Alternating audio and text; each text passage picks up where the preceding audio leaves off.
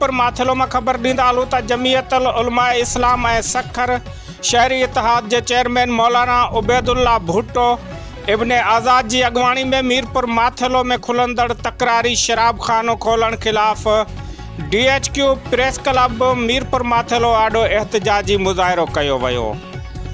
उन्हनि मीडिया सां ॻाल्हाईंदे चयो त ही शराब खानो पहिरियों उबावड़ो शहर में खोलण पिया।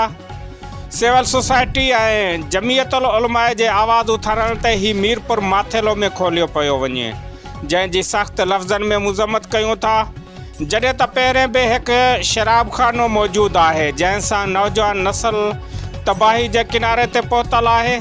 असां क़ानूनी इदारनि ऐं सिंध हुकूमत खां मुतालबो कयूं था त इन्हनि खिलाफ़ सख़्त क़दम खयां वञनि। नाज़रीन, मीरपुर माथेलो जमीयतुल उलमा इस्लाम ऐं सखर शहरी इतिहाद जे चेयरमैन मौलाना उबैदुल्ला भुट्टो इब्न आज़ाद जी अॻुवाणी में मीरपुर माथेलो में खुलंदड़ शराब खानो खोलण खिलाफ़ DHQ प्रेस क्लब मीरपुर माथेलो आॾो एहतजाजी मुज़ाहिरो कयो वियो।